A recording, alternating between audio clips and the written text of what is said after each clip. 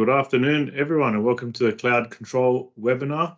I'll be your host in today's session. My name is Adrian Capolino, and I'll be taking you guys through, the contents of today, the Cloud Control webinar. Housekeeping rules, I'll get started. First is if anyone has any questions, please pop them into the chat, and I'll look to go through them as we progress, and I'll ask the questions to the team. Also, everyone will get a copy of this webinar at the end of the presentation, so you have the opportunity to watch this over and over and over and over again. So that's awesome. There'll also be time at the end for open discussion or any questions as well. So, feel free to sort of keep them to the end as well, or as we progress is fine as well. Today's speaker, so as I said, my name's Adrian, Head of Pre-Sales and Architecture. I'll be hosting today's session. We've got Andy Davies, who's the Solution Architect and Team Leader, as well as a special guest, Dan Carter, who's the Head of Finance and Commercial, who's going to add a lot of context and insight into a financial context. I'm going to take you guys through what we're going to be covering in today's webinar. And a few key points that we're going to look to cover off is, how do you align your cloud strategy to your business and financial goals? Understanding the commercials of cloud to realize greater business impact, as well as identifying alternatives and defining your strategic roadmap, ultimately helping you build a bulletproof business case. So with that, I'm going to hand over to Andy Davis to get started. Actually, my bad. I'm going to get you started on this first slide. So I'll give a quick intro, a little bit about Canon Business Services for those of you who don't know much about us. We'll give it a quick snapshot. So Canon, 100% owned by Canon, as you know from the Canon Business Services name. We have over 25 years experience in business process optimization and automation, over 30 years in information technology sector. We operate across 3 countries, so that's Australia, New Zealand, and the Philippines. We have over 1,700 employees, and we have a strong focus on partnership, and that's both with our customers, our vendors, and partners as well. So big focus there. We have over 600 customers across 18 different industries, so we're very well versed in a lot of different industries and sectors. We consider ourselves to be a secure MSP. We definitely have a strong focus on security, and it's at the core of everything that we do, our products, our services, and our offerings. As well as we hold a lot of various accreditations, some of those being ISO 27001, 14000, as well as PCI compliance. Okay, I will now hand over to Andy Davies to get us started. Thanks, Andy. Thanks a lot, Adrian. Firstly, good afternoon and welcome to everyone. It's great to be here, and I hope everyone's going to get something from this session today. I'm also excited to have Dan here as my co-presenter to provide some valuable insights and experience on the financial side. Good afternoon, everyone. Cool. Okay, let's get started. So, while we're here, so the business IT divide. So nearly 3/4 of organizations feel that the IT strategy process is ineffective, and 1/4 of CXOs feel their goals are not supported by IT. IT needs to do a better job of communicating their support for business goals. So this is really going to be the key theme throughout this session, and we're going to discuss how to engage the business, what you need to know before building your strategy, and what's going to ensure that you get buy-in from the business so you can move forward with the strategy as well. So to start, we'd like to talk about some of the challenges that we see and the approach we'd like to recommend taking. Okay, so some of the customer challenges. Here's a few that we've seen. Maybe you've experienced similar. So business case unclear. So really, we need to move to cloud, but we don't have a clear and compelling business case. New usage model driving up costs. So we've moved some workloads to cloud and our bills are crippling. Compelling event driving decision making. So we don't have a clear strategy, but data center contracts expiring or legacy hardware needs to be replaced. Benefits unclear in the face of compliance requirements. So need cloud benefits, but facing compliance challenges. Lack of internal alignment and support. So my CFO, my board, doesn't buy into the cloud strategy and commercials. As we got Dan on the call, Dan, what's your kind of experience on this, particularly around the lack of internal alignment and support? I think key to that is discussions happening behind the scenes, not leaving it to the last minute, and trying to put a band-aid over something to get it fixed. It's really around having that buy-in and knowing what the audience really wants to see from that decision-making group, and really having that at the forefront of as you progress throughout project life cycles, and knowing what they want to see is paramount. Awesome, thanks, Dan. So how can we bridge the gap? Okay, so really we've put this together to give you an indication of how to approach the business. This is how we believe it should be done, throughout our experience of doing these kind of engagements with customers. Also, just to note, just to preface this is not an in-depth look at putting a cloud strategy together. This can vary from organisation to organisation, but we just wanted to touch on the key components we believe you must undertake before you build a cloud strategy, and then before you go into building your business case. So the first one there is obviously understand the business context. So engage and collaborate with business leaders, executives, and stakeholders to gain a deep understanding of your organization's business strategy, goals, and objectives. So here you're really trying to identify the key success factors and performance indicators that are important for your business. And this is really going to help you understand how the technology can enable and support these factors. Understand the financial context, so engaging with your head of finance early on. At CBS, we see this as really a critical piece that's usually missed out. I mean, there's no point really building an IT cloud strategy if your business is not in a position to fund it. Dan, what's your take on this one? Any comments you want to make? Yeah, I think it's a good point, Andy. I think I've seen in the past where there's some really good ideas happening and getting floated around, but last minute going to the head of finance to get the money for it, and ultimately it's not there. Buy-in from that decision-making group, whether that's the head of finance or the CEO or whoever it is at that executive level, really needs to be in play early, so that it sets the foundation for what's going to transpire. Great, thank you, Dan. And then the third one, really conducting a current state IT assessment.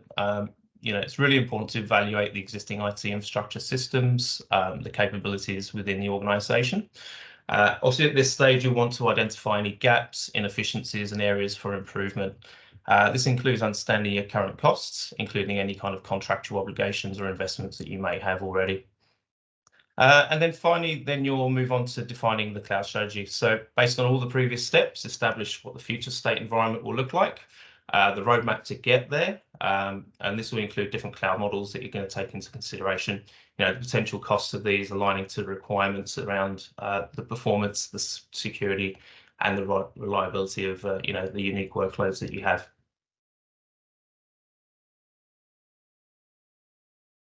Okay, so let's take some of the business and financial context. So from a business perspective, give me 2 seconds. So from a business perspective, there's a couple of contexts we want to give as some examples. So really growth and expansion. So is the organization looking to grow? Where is the organization looking to grow? i.e., is it going to be locally? Is it nationally or globally? Can we as the business or as the IT team support the organization's growth with our current infrastructure? Is it accessible? Is it scalable and the like? Digital transformation. So is the organization undertaking a digital transformation program? Can our current infrastructure technology support that program? And how this aligns to our IT strategy, i.e., what new technologies they need to make available, specifically around data analytics, AI, all those kind of things you get with a public cloud environment. And then regulatory compliance. So, what are our requirements? Are these requirements changing? Can we keep up with those changes? Do we need to maybe utilize a platform that's already compliant to these regulatory or compliance standards? Does it make it easier for our business? I think a key one here is probably a good example is probably the PCI DSS v4 changes that are going to come out at the moment, which customers have to comply to, I think, up to March 2024. And that's when they need to undertake the new compliance standards. But yeah, potentially, customers need to make a significant investment in keeping up to date. So customers could look at maybe moving those specific workloads to a platform that already has a PCI DSS compliant platform. And then really you're moving some of those or some of that burden onto the service provider, which might make it easier for you, your teams, and give you a bit more cost optimization. And then finally, remote working and mobility. So where do our workforce work from? Are we planning to hire staff based in different locations, nationally or overseas? Can we provide secure access to company resources, and how do we maintain user endpoints? Okay, I'm just going to hand over to Dan to cover off some of the financial context. Thanks, Dan. Thanks, Andy. Really, we've nailed in here 4 key areas that we want to talk about. There is obviously an expanded area from a financial perspective, but these are 4 of the key areas that I think you need to consider when you're looking at a cloud migration strategy from a financial point of view, at least. So firstly, off the rank, OPEX and CAPEX, really, might sound like a strange concept. Ultimately, these kind of areas are important when you're considering discussions with your CFO or your CEO, specifically, in a few key areas. So firstly, do you have capacity in your budget, and where does that capacity sit? So you might be running a cost center where you're in charge of your general operating expenses. And do you have capacity there? There might be areas, other parts of the business where a CFO knows there's savings, where he or she may let you spend over your budget. So that discussion again needs to happen at that higher level. Consider your DOA. So a lot of organizations have a delegated spend authority. And that's role dependent generally, and it's also then often cost dependent. So can you approve CapEx? Can you approve OPEX? What's your limit on a daily, weekly, monthly basis? And really, that only comes into play when you're looking for spend. And lastly, in this really OPEX, CapEx area is looking at your ownership structure. So a lot of, an example would be debt-laden companies often have tighter restrictions on whether you can spend CapEx or whether you can actually enter into lease arrangements for funding of, a capital investment up front. So really, you only know these things by having those discussions with, that buyer group at the executive level. Second of all, cash flow management, really quite topical in the current environment with rising inflation. But really, looking at, especially from a cloud investment strategy point of view, does the business have that capacity to fund, an upfront investment, or do you need to look at things like funding options, for example, mortgages and lease options that will spread that cost out over time and really free that capacity up? Especially prevalent often around end of financial years and end of years where, cash can often start to get a little bit tighter. In terms of data cost mitigation, really looking at can you afford a total loss of data? If your warehouse gets flooded and your data is all sitting in the basement, can you afford to go and replace all of that data? And what's it actually going to cost you in terms of your opportunity cost? I read a recent study by Gartner in the US, but it looked at global organizations, and the average cost of network downtime was about $5,000 a minute. So that extrapolates out to $300,000 an hour. So you can see how that quickly can build up. Obviously, that's scalable depending on the size of your organization, but a global average, that's the cost. And last but not least, cost optimization. So really looking at, does your cloud provider or your partner, can that provide cost downs for your P&L if you're under pressure from a P&L point of view? And really looking at, does your IT strategy consider things like system consolidation, where you might have 10 different systems that are operating independently of each other? Is there capacity in there to consolidate and then offer either efficiency, cost improvements, or productivity improvements as well? So they're just a couple of high-level financial perspectives. But I guess, Andy, a question to you. In your architecture days, have you ever seen something where you've gone through some of these and through a project with a customer, and you've gotten to the last hurdle and realized that there's no capacity to fund the way that it has been discussed? Yeah, we certainly have. I mean, we see this quite often, but one recent example was we had a customer who embarked on a cloud strategy, but when it came to get the approvals for the business case, it actually fell down because there's still depreciation value in the existing hardware. So this really had significant impact to the application modernization roadmap that they'd set out. And really that potentially means now that the organisation aren't able to provide new services to the customers and really miss out on additional revenue. So certainly there's a lot of time and money wasted that could have been avoided by understanding, the financial position of the business early on. Yeah, and I think you've hit the nail on the head there. That early buy-in from that decision-making group would have avoided that upfront. Yeah, definitely. Awesome, thanks for that, Dan. So we'll just move on to the next one. So the current state IT assessment. So really conducting a current state IT assessment is a really important step in developing a cloud strategy. So it helps evaluate the organization's current infrastructure, the systems, the processes, the capabilities, to really determine your readiness for cloud adoption.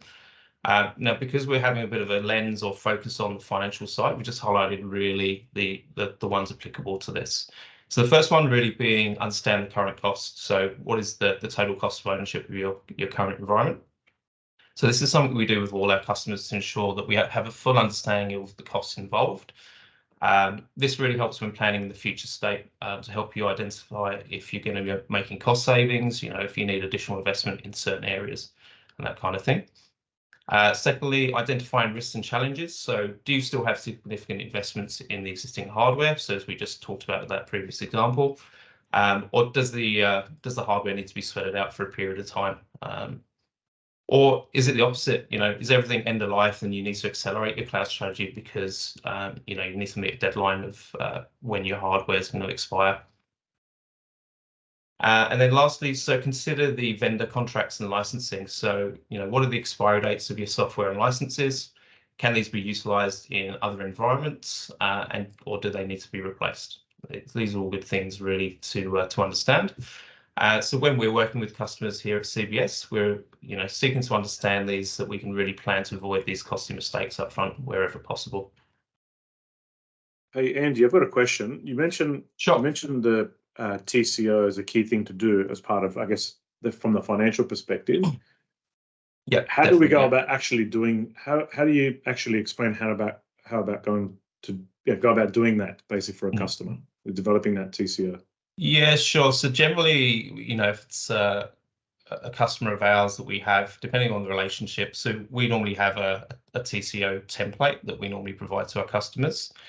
If they're a managed customer, what we would do is we fill out as much as we can from what we know. Generally we provide software licensing, hardware, and the like, and we fill in as much as we can. And then really the understanding there is that the business will go off and engage with whoever is managing the budgets to then really complete the rest. And then at that point, once we get the template back, we can then really analyze that to get a full understanding of what those total costs are.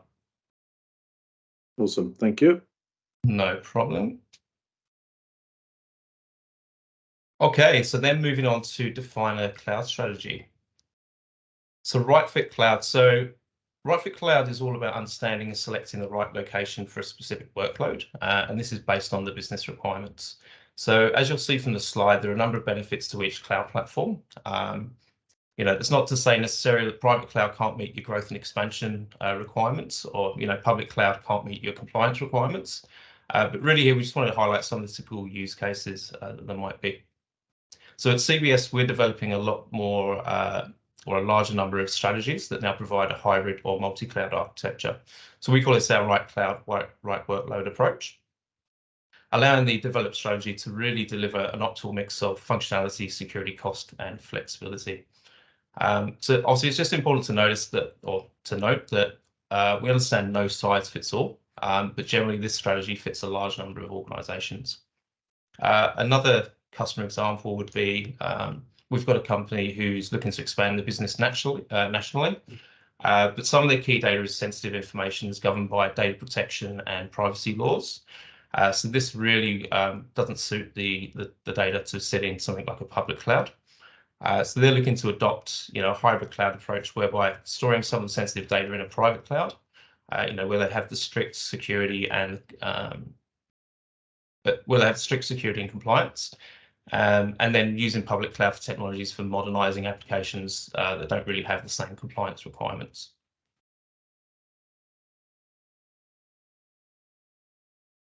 Okay, so defining a strategy. So once you've really understood the business, the financial context, and the current state IT environment, you'll then move into defining your cloud strategy and what that's going to look like. So at this stage, you really want to be looking to identify suitable cloud models, whether that's going to be public, private, or hybrid, and then really taking into account the requirements for each workload, aligning them to the functionality, the security, flexibility, and cost requirements. You'll need to start doing a cost analysis at this point. So, to understand the potential costs, what's going to be involved, before you can then really design the future state architecture. At that point, then you'll be identifying the future state or target state that you're going to provide, and hopefully provide, business value and business benefits. I just wanted to call out here as well. So, you may be undertaking a cloud strategy. Alternative strategies may include, do nothing or delay. At this point in time, when you're running through a strategy, it could be too costly to migrate to cloud.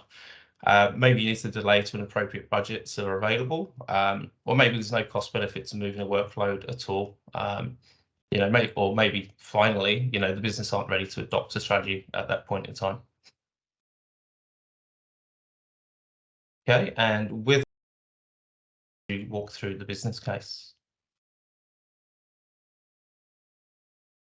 Thanks, Andy. So really, business cases are very company dependent, and they will have different lenses and different views. But what we wanted to do was provide really a foundational base case of what you need from a business case and what your decision-making group will have or want, and also then really the way that you can get this through in a seamless approach to approval. So first of all, really key to a business case is knowing your audience. So firstly, knowing who that decision-making and that buying group is paramount, and really getting them on your side from day one. So you don't want to have a person that tries to block or tries to deviate from your business case where possible. You really want that executive level sponsorship to really drive that business case forward. And secondly, and importantly to that, is don't forget to show them how it's going to impact their daily, weekly, monthly, yearly lives. Really important that they're going to know what this investment point of view on an ongoing basis. And really, the way that you do that is through soliciting and capturing information across much of your stakeholder group. So the people that are actually going to be working on this on a daily, weekly, monthly, like I said, basis, and really getting feedback from them and consolidating that for the view for the executive sponsor. Often this can't take place without you actually, having meetings or having discussions with those people.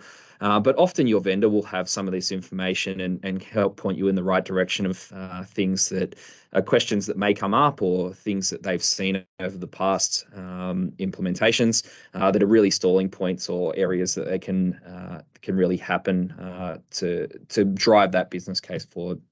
Second of all, looking at the value and risk. So really important to show that value for your buying and your stakeholder group, but don't forget to talk about the risks. So Andy mentioned, the risks of the do nothing strategy, but also the risks of the actual investment itself. And I'll get to that in a little bit.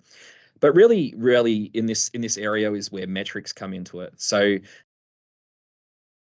of metrics that can be used across business cases and investment strategies, but some of the more common ones that I'm sure you use and you may hear used around the world are things like payback. Now, I do notice across a number of organizations that payback's used as a general term, but really looking at it in its key essence, it's how long does the physical investment take to pay itself off, whether that's through physical improvement in your profit and loss, whether that's through productivity improvements that often a bit harder to measure, but can certainly be seen, whether that's physical cash payback. So does this asset help you generate or revenue generate and drive that business through, or is it offsetting costs that you might have seen previously? We talked about system consolidation before. So is there a case there that you can consolidate a group of systems into one and then obviously save on licensing costs across other ones?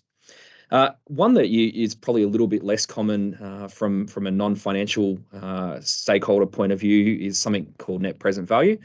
So really, this is a concept that's used in a lot of financing and investing activities, but it looks at a concept called time value of money. So that time value of money, and I won't get into the detailed calculations as they can get quite complex, but really important for a CFO specifically to know that over time, it's going to be accretive to your business. And that time value of money refers to the concept that $1 today is worth more than $1 in the future, at some point in the future, because it has an intrinsic earning capacity, whether that's putting your dollar in the bank and it earns interest over time, or whether it's investing in a strategy here to save money or improve productivity. We touched on total cost of ownership before, but I think it's really important to really drive that home. An upfront migration might seem prohibitive in terms of costs, but when you consider that over the entire life cycle of a project, certainly is a big consideration from a project evaluation point of view. Don't forget, like I said, to talk about the risks. So the risk of doing nothing, but and what that will mean from a business point of view. And also the risk of actually doing the investment. So what is the risk of the investment and how you're going to address that risk in terms of both an implementation strategy and a go-forward plan. That moves nicely into the planning, into that third point, really having a clearly defined implementation strategy and also then an ongoing operational strategy for your CFO. Whilst you may think of CFOs as really just the finance head, it's important to know that they're looking at a range of metrics that are ultimately going to drive the P&L and that productivity forward. So things that they're going to want to know is things like how much time is this going to take up from the internal team? So are they going to have to backfill roles with contractors? What are the timeframes across those various stages of the project and implementation? Often in turn talked about in project methodology as sprints. How will the project be monitored on a go-forward basis, and ultimately making sure that we don't see cost blowouts in terms of that implementation, and ultimately who's responsible for this delivery? Is it internal, external? Who's going to be that person driving the project forward? And last but not least, the selling point. And I think this is really where it brings everything together. So in the business case, whoever's the internal person driving this, you need to be the champion. You're the one that's at the front of this, driving it forward. So call out early what the problem is you're addressing when you're talking, especially to your decision buying making group. So call out what the problem is you're addressing. Link that problem to the audience. So show how you're going to improve value in the business and ultimately value for those as the stakeholder group, and show how it's going to affect their daily, weekly lives. Define your solution and show how it's going to look into the future. So don't just talk about, what's happening now. Really talk about over time what this is going to look like and how it's going to change the business. And last but not least, avoid getting too technical. So your CFOs are not going to want to know about many of the technical aspects of the implementation strategy. We leave that to Andy and Adrian and their group. They're the experts in the field. So really, we want to know at a high level what it's going to mean to the business. Sure, keep that detail in the back for reference purposes and driving that case forward. But at a high level, talk in our language. So in summary, from a business case point of view, know your stakeholder group, speak in their language, show how the cost, value, and risk is going to intertwine and how that investment is going to drive outcomes to fruition. And like I said, be the champion in selling that to your business. Really drive that forward. That's excellent, Dan. And I'd just like to add to that as well. So I've probably seen a lot of business cases or strategies that are getting presented to boards. And the one thing that I've noticed is the best business cases are the ones that are, I'm going to use the word simple, but it's easy to understand. To your point that you just mentioned, is they talk the business language. Everything that's been spoken about is about achieving a business outcome, not a technology outcome, right? Because that's what Absolutely. we need to ultimately achieve, right? So that's really good. I did have a quick question for you, Dan. Go for it. You mentioned a few metrics there. There was payback, there was net present value, there was a whole various different things. how would you know when you should use one over the other, or is that something that's left to sort of controllers and head of finance? No, not at all. I think without getting into the details of investment decision rights, yes, I think things like payback and NPV are easy to understand metrics when ultimately it comes to a number, right? And it tells you payback, for example, tells you how long of a period of time it's going to take for that investment to come to fruition. And NPV is a simple, is it positive? Then you invest in it because it means it's going to add value to your business. Now, in terms of when you use interchangeably at the same time, so it's not saying that payback says it's short, but NPV says it's not going to work. So they're used across each other at a given point in time, along with some other metrics like is it profitable? So it's not generally one driving the outcome. It's a group of them together that often drives these outcomes. And you see 10 green lights out of 10, you're going to go and invest in that opportunity. But you see one green light out of 10, it's probably something that you need to go back and consider again. Gotcha. No, thanks for that, Dan.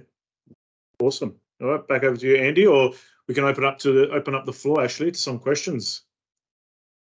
Does anyone have any questions? Ask either Andy, Dan, or myself.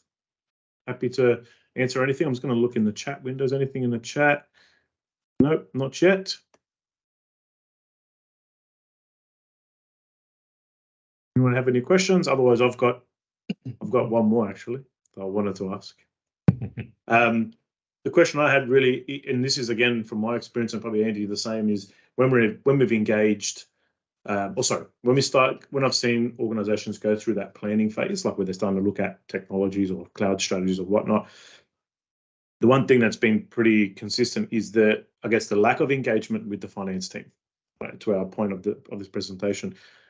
What's the best way to engage the finance team? Like, I know that we've got to engage early, but what's the best way to engage? Like, is it like literally at right at the beginning saying, hey, I'm looking to build a plan. Can you give me some advice on what I should do? Like, how do you think you would recommend having someone approach the finance team so they don't just get pushed back saying, go away, you haven't even thought about anything yet, type of thing? Yeah. And especially approaching the scary finance team that say no Absolutely. to everything. No, I think it's really important that the business partnering happens early on. So it's not just a case of, hey, we're looking at a project. Can we discuss what we need to, how we need to interact. I think it's an evolving relationship. So it's something that you need to set up regular meetings for these kind of thing to talk through the options and talk through the requirements from a finance perspective. A lot of organizations are moving away from the traditional just accountants kind of model and moving to more towards the commercial teams. And I think the key driver of that is becoming business partners as opposed to transactional accountant approach. Sure, there's still accounting teams that work in the background and they drive the business forward, but really that business partnering and that discussion happening on a regular basis is really important. And those are the times where you can start to bring up those discussions. What are our financial hurdles? What are things that our CFO wants to look at? And that can happen on an evolutionary basis, and it really then you don't have to have that conversation when it comes to a project's kicking off because those discussions have already happened. And it doesn't happen without someone putting their foot forward first and saying, hey, can we have a meeting and let's talk through some requirements. Perfect. No, I like it. Really good. Thanks for that. Any other questions out there? Well, we're good. I did have another one for you, Andy. And this is going to come back to understanding the business goals, challenges, objectives, right? So again, in our experience, and working with you and the other businesses as well, we sometimes see that internally they struggle to articulate or understand what they are.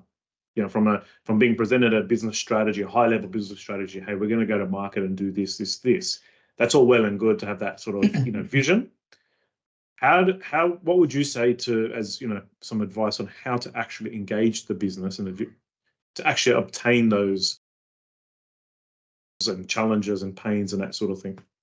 Yeah, that's a good question, Adrian. I think, I think the key thing is really, engaging up front before you start doing anything. You really want to kind of understand them, the business areas that they're in, and what those challenges they're experiencing. A cloud strategy isn't going to resolve every single challenge that you're having. You want to get to a point where the target state's going to resolve a lot and as much as possible. But I think the key thing is, your business leaders, and as we've heard from the stats at the start, that they really want to be, understood and listened to, and have a feeling that, what we're doing from an IT strategy perspective is really trying to solve business issues. And I think, traditionally IT strategy has always been IT led. I think we really need to move to a business led IT strategy. I think that's, what. Yep, no, exactly. I agree. Really good. Thanks, Andy. Does anyone else have any questions before we probably move on to the next slide? I guess I'm happy to sort of open up for a few seconds. Nope, doesn't look like it. Everyone's a little bit shy today to ask questions. That's okay. All right. So I guess from there, I hope everyone sort of enjoyed that content, enjoyed the content and the session, and you've gained something, out of today's session. I think there's probably a bit of information on not only the business side, but also I'd probably say very importantly on the financial side as well, which we definitely see as we should see as a key takeaway from today's session. So what next? Getting started, potentially working with Canon or Canon Business Services. There's multiple ways to engage with us. We'd love to be able to, have a, even just a free couple hour chat or consulting exercise with, one of the guys in my team, myself, even Dan. I'm sure would love to have a chat to you as well. Just to understand what, where you're at, what you're doing, even get some sort of free advice or guidance going, hey, maybe you should look at something a little bit here and that sort of thing. So we're more than happy to do that. And then there are other options like doing more paid engagements, like with a full-blown cloud strategy, paid consulting engagement that we do for our customers and, new prospects. As well as even in some cases, we come in and do various technology assessments. So specifically to, almost what Andy was mentioning around IT assessments, we have a range of different type of very specific assessments we can do. So very open to engaging, at different levels. Feel free to reach out to us at the end of this session. I think it's the next slide. Yes, so this is a really good one. So we are currently running a promotion that I believe runs until the end of this month. I have to double check the T's and C's, but I'm pretty sure it's to the end of this month. It's to the value of $50,000 worth of technology consulting. There's T's and C's that apply. It comes with, if you look to, consume managed services or cloud services through Canon Business Services, depending on the value, there is up to $50,000 worth of consulting there to be had. So that could be help building a strategy, looking at implementation plans, implementation itself and those type of things. So unbelievable offer, that could be there and could be available to you, if we tick all the boxes. So feel free to scan this barcode to read more and understand a bit more about it. Okay, and I think after that, guys, I think we're all good. I hope everyone enjoyed today's session and enjoy the rest of your day. Thanks for your time, everyone. Thanks, everyone. Thanks, everyone.